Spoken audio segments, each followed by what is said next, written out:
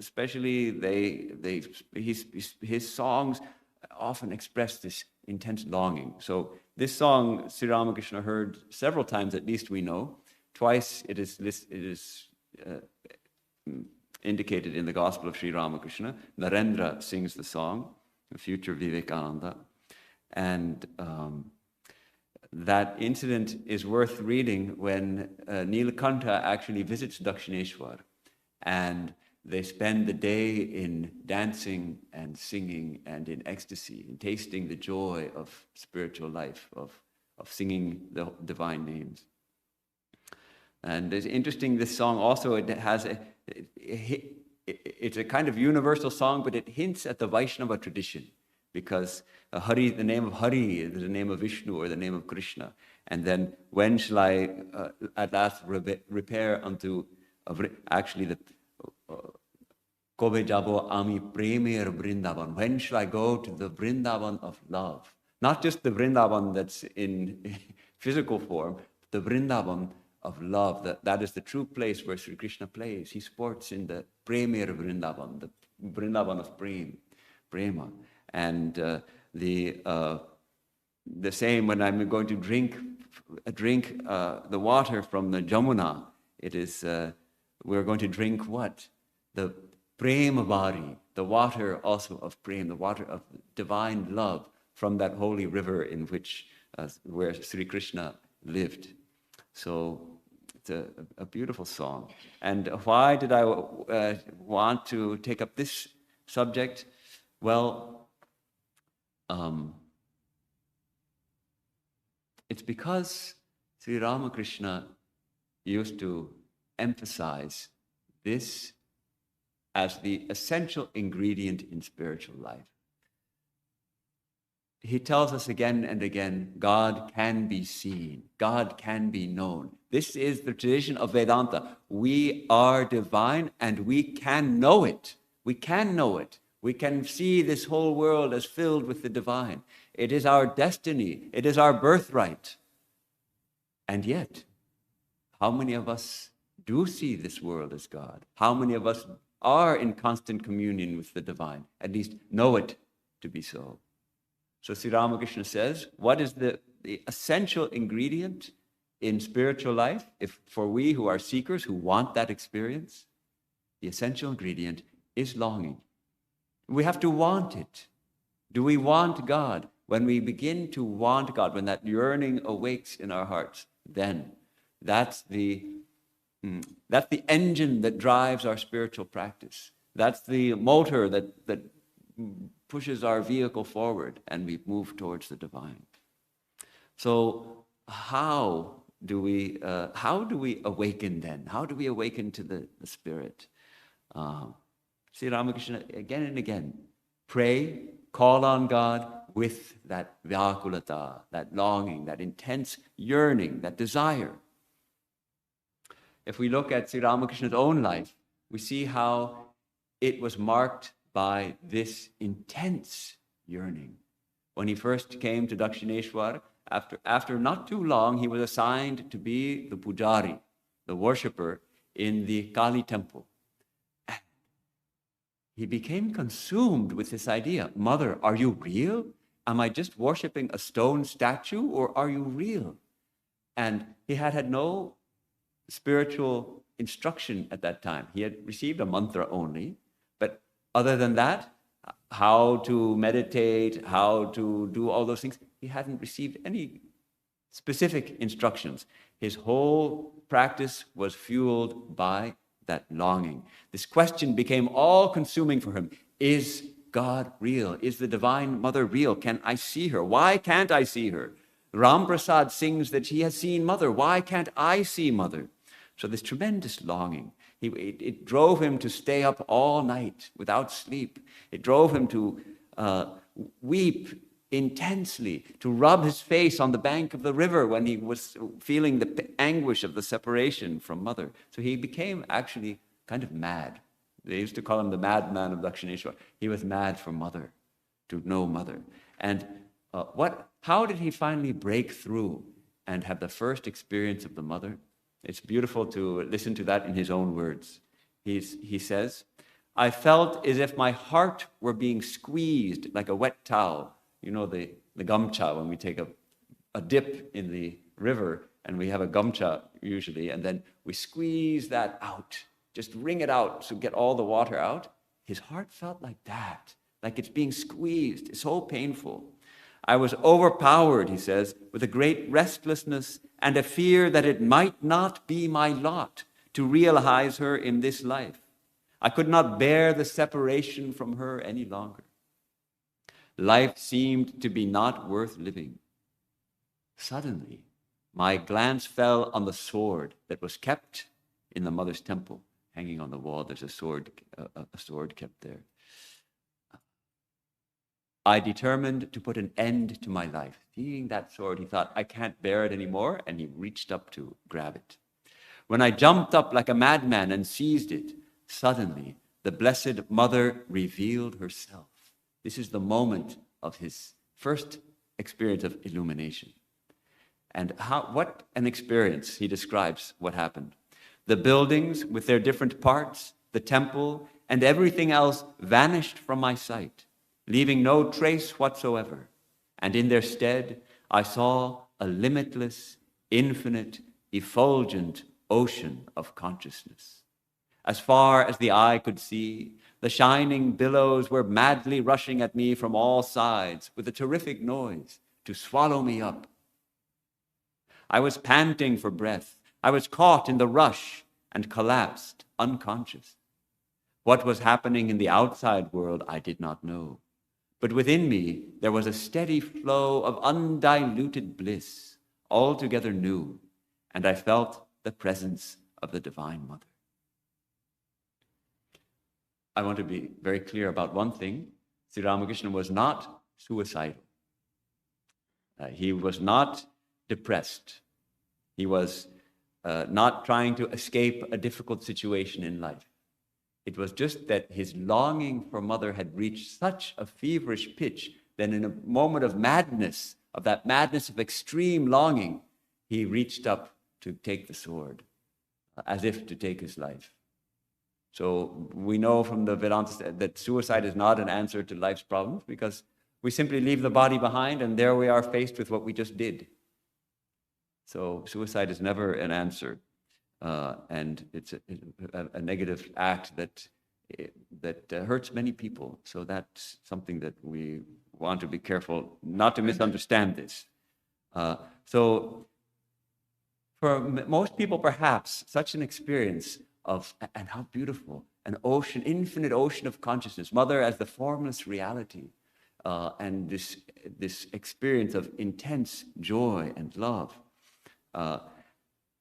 For most people, an experience like this might be the culmination of their spiritual life. After years, maybe after decades of practice, we attain such an experience and feel that we have attained the goal. But for Sri Ramakrishna, this marked the beginning of his real spiritual life. After this, he dove deep into spiritual practice. And he wanted to become established at all times in the consciousness of the Mother, not just to have a vision of her now and then, but to be established at all times. And he practiced under the guidance of various different teachers. As we know, the Bhairavi Brahmani, the nun who came and guided him in the disciplines of the Vaishnava disciplines and then the Tantric disciplines, and Totapuri, who guided him in the disciplines of Advaita Vedanta, and Jatadhari, the monk with the matted locks, who taught him how to practice devotion to Rama as a child, the child Rama. So many different teachers came. And he also had a Sufi teacher, a Muslim Sufi teacher, who guided him to repeat the name of Allah and perform the salat or the namaz every day, 5 times. So, and in taking up all these practices, they were always marked by this intensity. He wanted to know, well, can I see God through this path? Can I realize the divine also through this path? And through that yearning, all these practices brought him to the experience of the divine. So Mahendranath Gupta, the recorder of the Gospel of Sri Ramakrishna, on his second visit to Sri Ramakrishna, asks him some very important questions, which the answers to which really can form the guidance of, or the basis of our spiritual life. And his fourth question to Sri Ramakrishna is, under what conditions does one see God? What is to happen if we are to see God? And Sri Ramakrishna replies, cry to the Lord with an intensely yearning heart, and you will certainly see him. People shed a whole jug of tears for spouse and children. They swim in tears for money, but who weeps for God? Cry to him with a real cry. It's almost humorous. We can imagine you're having a pot or a jug, and as we're weeping, we catch those tears and we can actually fill up several pots full of tears. What? But tears for what? For spouse and children, for money, for name and fame, for troubles at work, all these things. Who weeps for God? And then he gives a nice example. Longing is like the rosy dawn. When early in the morning we start to see the light on the eastern horizon and it turns rosy, we know, the sunrise is coming soon. Within half an hour, 45 minutes, the sun is going to rise once we see that rosy color in the dawn. So he says, longing is followed by the vision of God. So what is this longing actually like? Where does it come from? How does it arise? What is it? Sri Ramakrishna gives some examples to give us an idea of what it feels like. First, he gives the example of three kinds of longing that we might be familiar with. First, he says, if that longing for God is like the combined attraction of these three attractions, the attraction of worldly possessions for a worldly person, the child's attraction for its mother, and the husband's attraction for the chaste wife, or the wife's attraction for the chaste husband. This idea that we can think of some people who just love their money, right? A miser who loves his money, and all the precious things that can be purchased with that money. A strong attraction for that. Then we can also imagine a young child who is so close to its mother. And what happens if the mother comes out of the child's sight? Maybe the child is playing and the mother goes to the other room, and suddenly the child, where's mom? Immediately this almost a panic, and where's mom? I want my mother, I need my mother, and starts crying for mother. So that is a kind of longing. And then, if we can imagine, say, a newlywed couple, and they're deeply in love with each other. And then, for some reason or another, one of the two has to go for work maybe to another city for a week. How will they feel? They'll be longing for each other. They want to be with each other. They want to see each other. They're just wishing they could be with each other, and they're separated. Now Sri Ramakrishna says, combine all these three into one. And that's the kind of longing he's talking about. So we get some idea. Or he gives another example. This longing for God is like the state of someone who has a person ill in the family. Maybe someone in the family, a parent perhaps, has cancer. And we become so concerned. We're constantly thinking, how can that person be cured? Or say someone has lost a job and they need a job. And what happens? The rent is due, the rent is coming, and I'm out of work. We'll go around to different places, apply everywhere. Just fill out the applications. Go, please, give me a job, asking everyone they know. I need a job, please give me a job. So he puts it, if he is rejected at a certain place which has no vacancy, he goes there again the next day and inquires, is there any vacancy today? So we see that a certain kind of almost desperation, a persistence. When we have that yearning, we develop a persistence in our spiritual practices. Of course, we mentioned yesterday the classic example Sri Ramakrishna uses of the guru and the disciple. The disciple asks, by what kind of longing can I realize God? And he gives them a very visceral and personal example as they go for their bath. They go for their dip in the river, and as the disciple goes under, the guru holds his head under the water, and he begins to struggle for air. He wants air, and the guru keeps his head down for quite a long time until he's really desperate for air. Then he lets him come up and says, well, how did you feel? I was dying for a breath of air. Like that. That's the longing that you need, when you feel like you're going to die if you don't see God. Sri Ramakrishna relates how Keshab Chandra Sen, the great Brahmo leader, asked him, why do I not see God? And Sri Ramakrishna told him, you do not see God because you busy yourself with such things as name and fame and scholarship. The mother does not come to the child as long as it sucks its toy, a red toy, Sri Ramakrishna says. Why red? I don't know. It's a red toy. But when, after a few minutes, it throws the toy away and cries, then the mother takes down the rice pot from the hearth and comes running to the child. So it is as if, why do we not see God, says Sri Ramakrishna? We're busy with our toys. We're busy with our houses and our cars and our standing in the society and our Facebook posts and our Instagram reels and all of that. We're busy with all of that. And so Divine Mother says, oh, my child is busy. My child is happy with her Instagram reels. My child is happy with his new Tesla, which he's taking to the speedway to see how fast it goes. Oh, my child is happy. Let him be happy.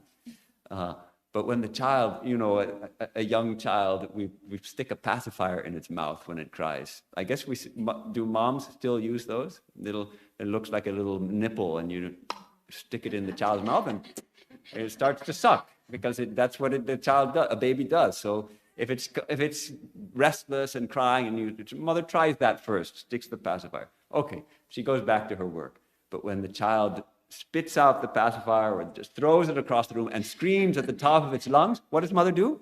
She stops her work. She comes running. She picks the child up. She nurses the child. She comforts the child like that. So when we're really done with all our toys, when we don't want to play anymore, we're done. Then mother comes, and we cry for mother. Then she comes running. So naturally now the question arises, and I see some people looking very serious today. Question arises, well, I guess I don't feel that kind of yearning. I'm not feeling that kind of yearning. So is there any hope? What do I do? I don't feel that. I don't have that intensity of yearning. Well, there's several things to be said about that.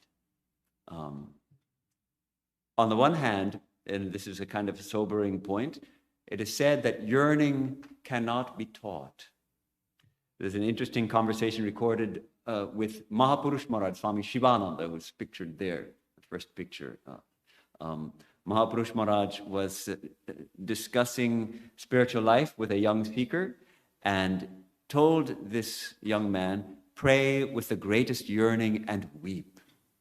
Tears will wash away the dirt from the heart, and he will reveal his true nature there out of his own grace. So he was teaching him how to meditate and then suggesting, first you weep, just pray and weep. Now, if we can weep for God, that's a tremendous blessing, but it doesn't come easily. The tears for God do not come easily. So this young man confesses, the trouble is, Maharaj, the trouble is that I do not have that yearning. I don't have that kind of yearning. How can this yearning for realizing him be increased? So it's a sobering answer. He says, as for yearning, my son, nobody can teach it to another. It comes of itself when the time is ripe. The more you feel the want of the Lord within you, the more intense will be the yearning in the heart. He does give a clue. It's feeling the want of the God, feeling of the Lord, feeling that a certain emptiness. We all feel that emptiness. But mostly, we try to fill it with external things. We feel an emptiness, so we buy a new car. And that satisfies us for a little while. And we feel empty. Let's go to that new movie. Yeah, okay.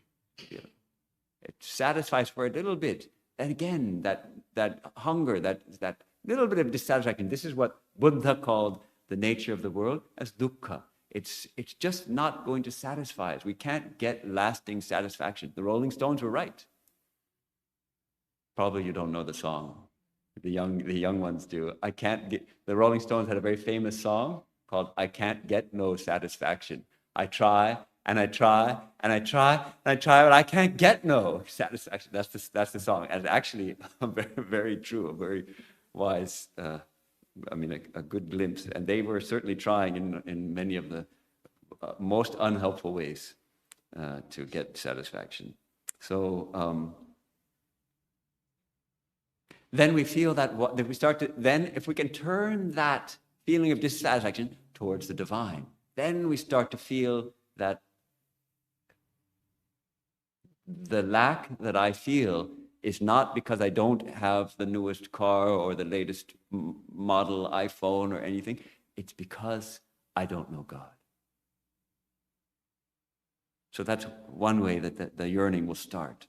And Sri Ramakrishna also points out, one does not feel restless for God until all one's worldly desires are satisfied. One does not remember the mother of the universe until one's share of the enjoyment of the objects of lust and greed is completed. A child absorbed in play does not seek his mother, but after his play is over, he says, "Mother, Ma, I must go to my Ma." So he seems to suggest that we have to set a certain amount of satiety has to come. We have to experience what it's like to buy a new car. We have to experience, maybe not everybody, but these kinds of experiences, we have to experience them to understand that they're not going to give us satisfaction. We have to start getting an understanding of that. So on the one hand, the time must be ripe. In other words, we have to wait. We have to wait until we're finished with our enjoyment of things. And I think this applies particularly to our friends and family. When we have friends and family who are not interested in spiritual life, and we try to goad them, hey, come with us to the temple. Are you going to the temple again? No, we're going to go out to the golf course today. Of course, today it's too hot. They'll go to the mall, which is air conditioned. So we have to wait. We can't force someone like that to have the longing. But on the other hand, for us who are here today, we do have some longing, or we wouldn't be here. We wouldn't have taken the trouble to get up a little early on a Sunday morning and come all the way to the Vedanta Society to listen to a talk about God. We have some interest, or we wouldn't be here. So that is very precious. Let us recognize that even the little, we may not have a lot of longing, we may not have intense longing like Sri Ramakrishna, but we have some, or we wouldn't be here. And that's very precious. Now, Sri Ramakrishna prescribed for longing holy company. Because although longing cannot be taught, it can be caught. It rubs off. When we come together with other seekers who have longing, it rubs off. We start to feel more interested in spiritual life. If we can get the company of a great saint, that's a great blessing. And their longing for God, their purity and holiness, it rubs off. It makes sense. Just take the example of, say, football. Say we start spending a lot of time with a bunch of football fans. And they're constantly talking about football, and they go, "Didn't you see the game last night?" "Oh, no, I didn't see the game." And then the next week again, "How about that game?" "Oh, I didn't see it." So what are you going to do the following week? You're going to watch the game. So that in the next morning you can talk with your colleagues at work who are the football fans and say, "Oh yeah, I saw that game. How about that touchdown pass?" And before you know it, you're talking football lingo, and you know all the jargon, and you know the names of the players. And you become a football fan yourself, all through the effect of company. So similarly, a holy company engenders longing in our hearts. Sri Ramakrishna says, holy company begets yearning for God. It begets love of God. By constantly living in the company of holy people, the soul becomes restless for God. So Patanjali in his Yoga Sutras also points out that different seekers have a different amount of yearning, and he characterizes the three types. One is the, you can say, the mild yearning. Second is the middling or medium yearning. And the third is intense yearning. So mridu, very soft, you could say soft yearning. It's not too strong, but it's there. It's there, and that's important. Madhyama is in between, and adhimatra is that intense. And for those who have intense yearning, success is speedy, he says. So let us start where we are. We have a little flame of spiritual aspiration burning in our hearts. It has awakened in us. It is precious and it is rare. Sri Krishna says in Bhagavad Gita, among thousands of people, only one seeks to know me. Out of thousands. Manushyanam sahasreshu kaschid yatati siddhaye yatatam api siddhanam kaschin mam veti tattvataha. Among thousands of people, one here and there strives for perfection. So if we have come to Vedanta, if we have an interest in knowing our true nature, if we have a desire to know God, even if it's not a strong desire, we have some desire, we should rejoice. We should feel that, yes, my time has come. The time has become ripe. I do have some yearning. And then we have to protect that yearning that we have, protect that little flame. And kind of like building a campfire. I don't know if any of you have built any Boy Scouts here or people who like to go camping. When you start to build a fire, as you know, you start with little twigs, the little tinder, the tiny little twigs, and you just with one match, right? The one match fire, you light that match and those little twigs start to catch on fire. And maybe it's a little breezy, so you try to block it. Maybe you put some rocks, or if you have a piece of cardboard, you block off the wind, and you just have that tiny little bit of flame. And gradually, you add slightly larger twigs and slightly larger twigs. You throw in a few dry leaves for good measure, and gradually that flame starts getting bigger. And then you start putting bigger sticks, and before too long, you're putting whole logs on that fire. And then you can remove the cardboard. The wind is not going to blow it out now. It's a blazing fire which cannot be put out by anything. So I like to envision this yearning for God as like a fire like that, a Boy Scout campfire or Girl Scout campfire. Do Girl Scouts also build campfires? Yeah.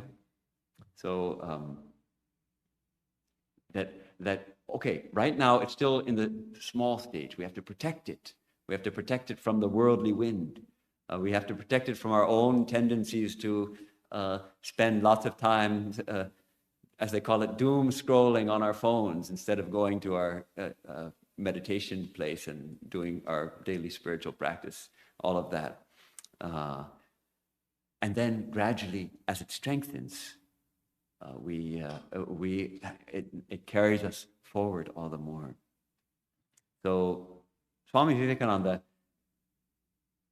gives us a really nice tip here. He says the first step is, what do we want? Let us ask ourselves this question every day. Do we want God? So it's a great pointer, simply to ask ourselves, do I want God? When we get up in the morning, we can ask ourselves, do I want God today? No? Okay, I'm going to roll over and go back to sleep. But actually, yes, we do want God. At least to a certain extent, we want God. Swami Vivekananda, he pokes fun. He says, I find many times that I don't want God. I want bread more. I may go mad if I don't get a piece of bread. Many ladies will go mad if they don't get a diamond pin. But they do not have the same desire for God. They do not know the only reality that is in the universe. So we who are now seekers, we have that flame, we have some interest, we want God, at least sometimes we do.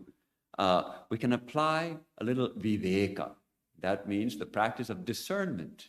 We can look at the various desires in our hearts, in our minds. We have various desires. One is to know God.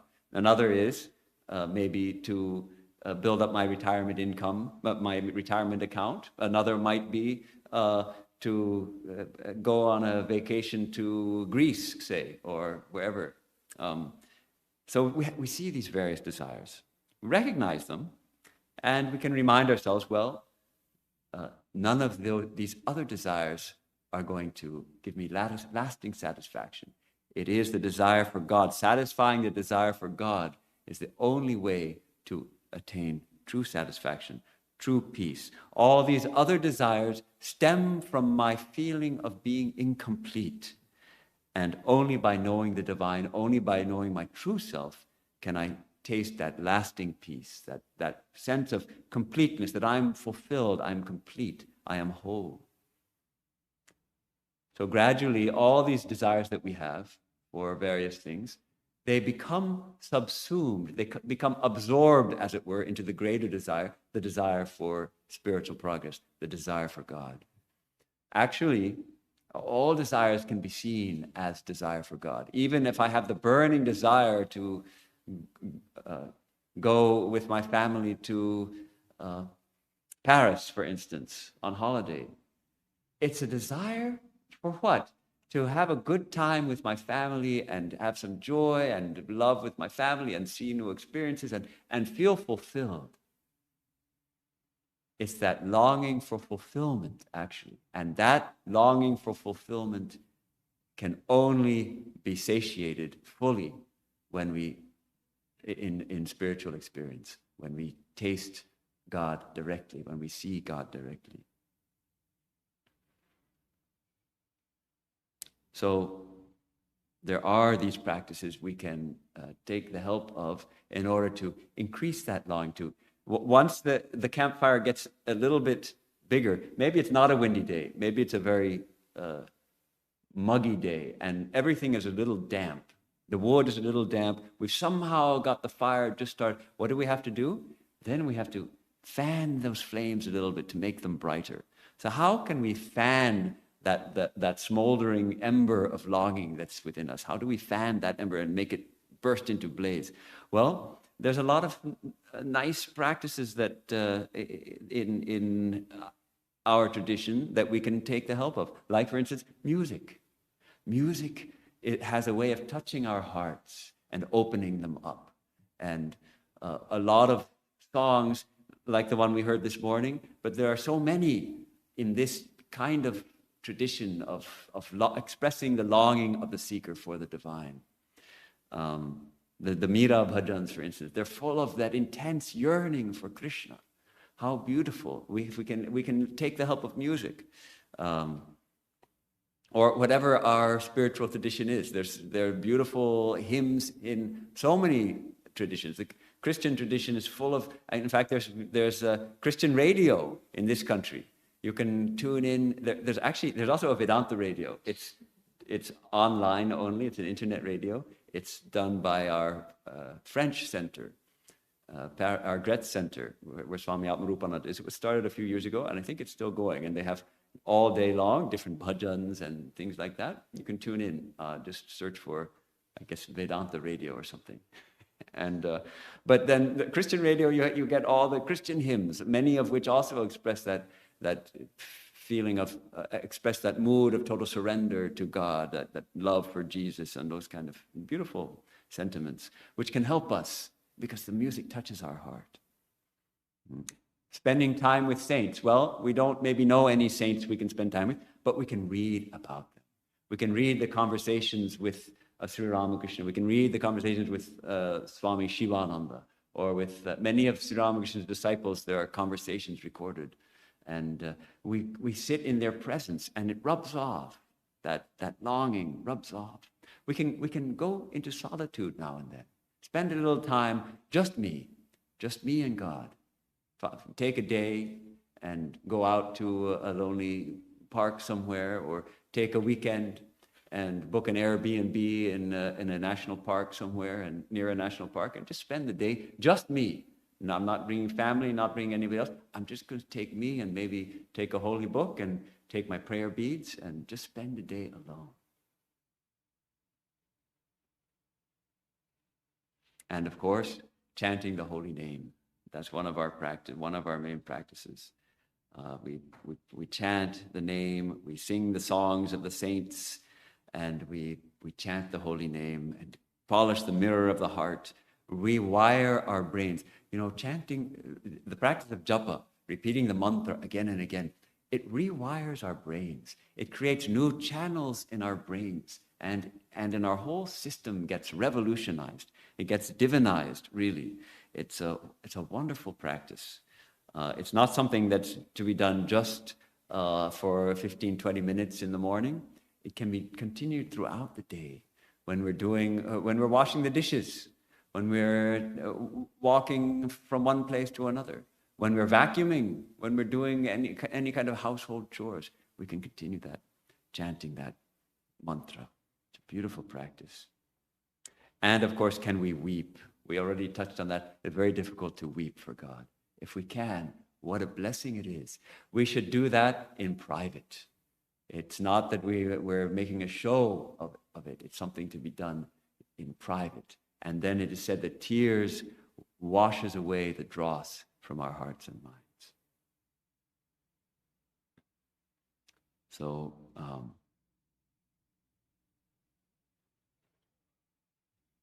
let me turn briefly to an article that I read long back, which I return to from time to time. It is an article written by one of the vice presidents of the Ramakrishna Order when he was editor of the Prabuddha Bharata, the Awakened India journal published from the Himalayas, in October of 1979. And the article is about aspiration, by which he means longing, to aspire for God. He uses the term aspiration. But he makes some very valid points, some helpful points about it. First, he points out that aspiration, that yearning, that is really the motive power for our spiritual practice. The more we have that aspiration, that yearning, the more we'll practice. And he asks, if you're not hungry, why will you eat? So be hungry for God. And it gives a higher direction to our mental energies. If we have genuine aspiration, it begins to make our whole life into a unified life, where all the disparate parts of our life are brought into our spiritual life. So that it's not just my spiritual life is 20 minutes in the morning and an hour on Sundays. It actually extends to the whole day. When we have that aspiration, that power of yearning actually brings everything into our spiritual life. And aspiration makes detachment easy. We get entangled in so many things. If we yearn for God, it makes it much easier to disentangle ourselves. Sri Ramakrishna gives the example, the further I go towards Benares, the holy city of Varanasi, the further I go towards Benares, the further away does Calcutta fall. Calcutta falls far behind as I go closer and closer. The more we approach the divine, the more all our entanglements, all our troubles, they fall away of themselves. So, some tests. Is it genuine? Is our yearning genuine? He suggests that we can look at these things. Does it depend on externals? Some people, they feel they get a bad blow in life. Maybe their sweetheart breaks up with them, or they lose a job, and I want God. I'm sick of this world. It's enough. I don't want this world anymore. But that doesn't last. That depends on externals. I get a new job, or I find a new sweetheart, and then I don't need God anymore. I'm okay now as I am. It towers over all other desires. So it begins to become the most important desire, that I don't have. It's not one among many desires, but gradually it takes first place as the most important, the most compelling of the desires that we have. And it gives us strength, tremendous strength, and is accompanied by a desire for purity and holiness. Yes, I want to know God. I want to become holy. I want to feel holy. I want to feel that I'm in the presence of God all the time. I want to feel always that the divine is within me. Those kind of desires accompany this aspiration. And now, just briefly, want to mention the obstacles. He mentioned some obstacles to this aspiration, this longing. And the first one he mentions is unholy company. Just as we discussed in the beginning, holy company helps us increase our longing, helps us feel more holy. Similarly, unholy company has the opposite effect. It can dampen our enthusiasm for spiritual life. It can weaken our aspiration. And we know the importance of company, both good company as well as bad company. So he suggests be careful. If we want to, we need to protect that aspiration. And then he mentioned something very interesting. He says that in any group, in any social group, be it people at work or people at a Vedanta society or people monks in a monastery, the collective group tends to pull down anyone who is exceptional down to its own level. So if someone has, say, an exceptional amount of longing for God, somehow the rest of the group tries to pull that person down to the base level. So he calls it surrender to the collective. And how it happens, I'm not sure. It's like just because most people don't have that intense yearning. If we have it, we have to protect, we have to watch for that tendency just to go with the flow of everybody else and just get pulled back down into our ordinary daily lives. And we get preoccupied with the mundane, with the trifling matters of daily life. We get into arguments about silly things, like Swami Mahayogananda in those days, it was whether you should drink the water with the right hand or the left hand. Hold your glass with the left hand or the right hand. Because you're eating with your right hand, do you use your foodie hand to touch your glass, or do you use your unfoodie hand to touch your glass? People would have arguments about these things. And now the anti-social media has made it all the more easy because it's full of it'll say, see, so-and-so smashes so-and-so, or humiliates so-and-so. About what? About something entirely unimportant. What Kim Kardashian thinks about Taylor Swift. Who cares? What does it matter? But we spend time with that stuff. It comes up, some big headline, oh, Kim Kardashian takes down Taylor Swift. What does it mean? God only knows. Let me find out.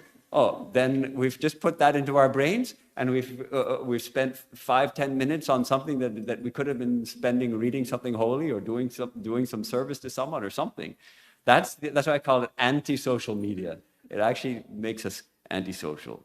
So this is the tragedy. The divine is calling us. The divine is always calling us. Come to me. I'm here. I am your own true self. Wake up and see me. Know who you are. Come forward. And we get involved in all these things and we ignore that call.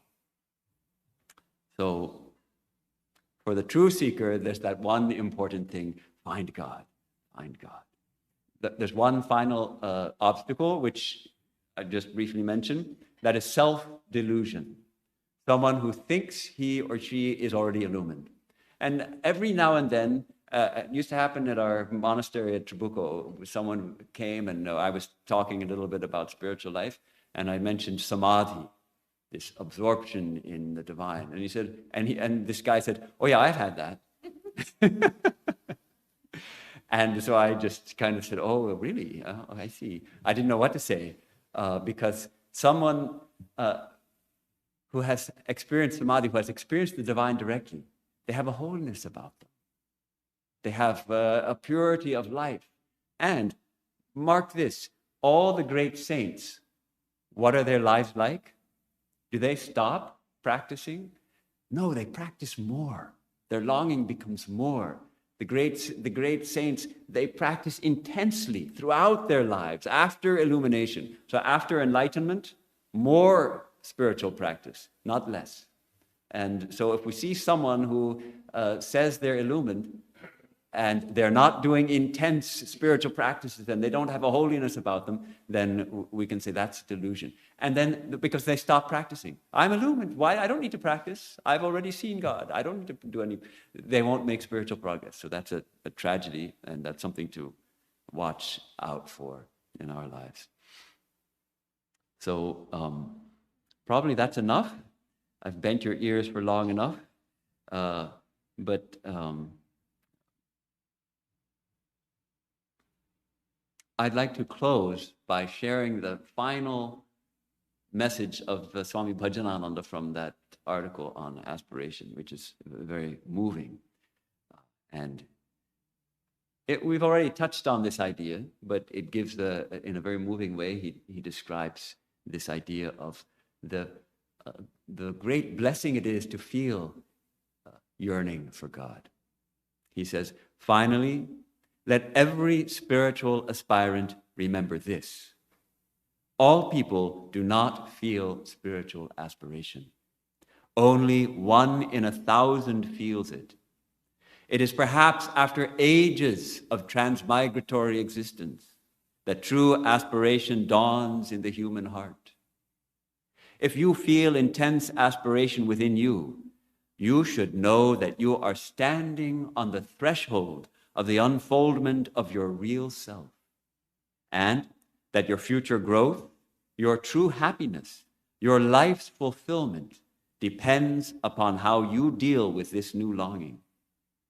If you hear the call of the divine in the depth of your heart, you should rejoice, for your hour has struck. You are about to view eternity's sunrise.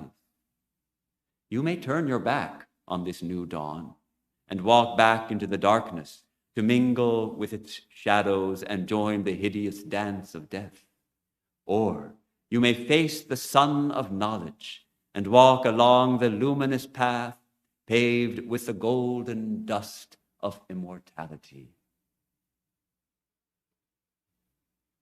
So that's Swami Bhajanananda's rousing call. Yes, let us. So I hope today that I could give a little bit of, share some helpful ideas about, first of all, the importance of longing in spiritual life, and then the blessing of when we feel that longing, how precious it is, how important it is, how we can protect it, how we can nurture it, how we can grow it, and how it brings us to spiritual fulfillment. So I'll close with a chant.